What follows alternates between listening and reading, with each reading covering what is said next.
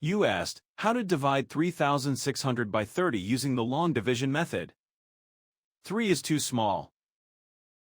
Use 36. 36 divided by 30 equals 1.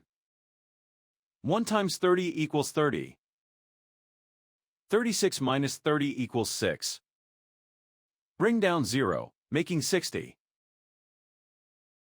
60 divided by 30 equals 2. 2 times 30 equals 60. 60 minus 60 equals 0. Bring down 0, making 0. 0 divided by 30 equals 0. 0 times 30 equals 0. 0 minus 0 equals 0. The remainder is 0. The final result is 120.